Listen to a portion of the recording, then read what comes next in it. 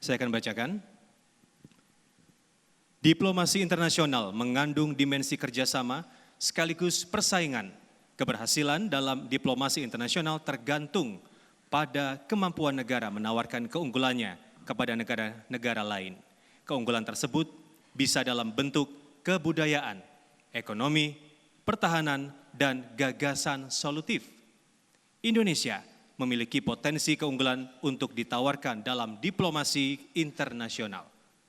Pertanyaannya, menurut Bapak, apa keunggulan bangsa Indonesia yang akan ditawarkan dalam diplomasi internasional dan bagaimana strategi untuk mewujudkannya?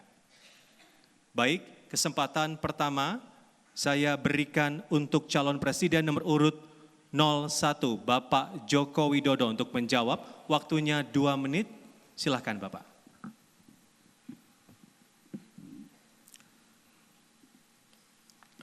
Negara kita, Indonesia, adalah negara dengan penduduk muslim terbesar di dunia. Saya kira itulah kekuatan diplomasi kita di dalam forum-forum internasional. Oleh sebab itu, di dalam forum-forum internasional selalu saya sampaikan di awal bahwa Indonesia adalah negara dengan penduduk muslim terbesar di dunia.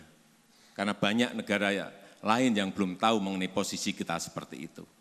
Dengan diplomasi ini, kita sekarang ini diberikan kepercayaan untuk menyelesaikan banyak hal yang berkaitan dengan konflik, dengan perang yang ada di negara-negara lain. Saya berikan contoh misalnya di Rakhine State, kita diminta oleh UN untuk menengahi proses-proses kembalinya para pengungsi dari Koxbazar menuju ke Rakhine State kembali. Kemudian juga di Afghanistan, kita juga diberikan kepercayaan untuk ikut merukunkan, mendamaikan dari faksi-faksi yang berkonflik di sana.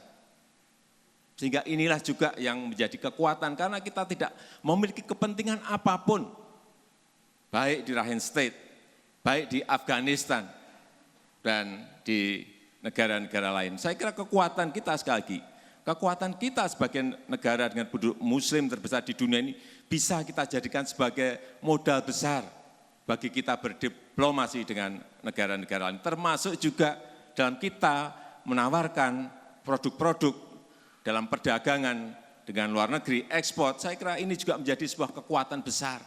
Potensi-potensi yang ada di negara kita, produk-produk yang memiliki kualitas yang baik, yang masuk ke negara-negara yang memiliki penduduk muslim, ini juga salah satu yang menjadi kekuatan dan Terima potensi kasih negara Bapak Joko kita. Widodo, waktunya sudah habis. Kami persilakan untuk duduk kembali. Kami mohon tenang, terima kasih. Kami mohon tenang. Ya. Baik, saya akan lanjutkan. Selanjutnya Capres nomor urut 02 untuk berkesempatan menjawab dengan pertanyaan yang sama. Waktunya masih sama Bapak, 2 menit. Dimulai ketika Bapak berbicara. Jadi diplomasi adalah untuk memajukan kepentingan nasional sebuah negara melalui jalan-jalan perundingan dan jalan-jalan pertukaran diplomasi. Tetapi diplomasi tidak bisa hanya dengan menjadi mediator, itu penting.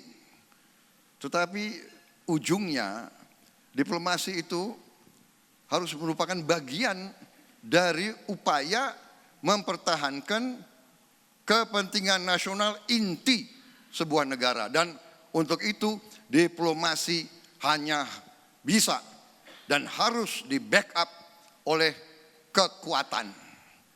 Kalau negara kita tidak kuat, dia senyum sama kita. Memang tugasnya diplomat. Sebuah diplomat dibayar untuk menjadi orang baik. Tapi dia tidak segan. Dia hitung kekuatan kita. Pak Jokowi, tolong penasihat militernya. Bukan saya tidak percaya sama TNI. Kapal selam berapa yang kita miliki? Jenisnya berapa? Kemampuannya berapa? Pesawat berapa? Kita negara seluas Eropa. Berapa squadron fighters yang kita punya? Peluru kendalinya berapa? Pak, diplomasi kalau hanya senyum-senyum, menjadi nice guy, ya begitu-begitu saja Pak. Kalau ada armada asing masuk ke laut kita, apa yang kita bisa buat? Jadi bukan saya tidak percaya, saya ini TNI Pak, saya pertaruhkan nyawa di TNI. Saya lebih TNI dari banyak TNI.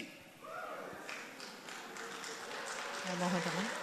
Terima kasih Bapak Prabowo Subianto, waktunya sudah habis. Kami persilakan untuk duduk kembali.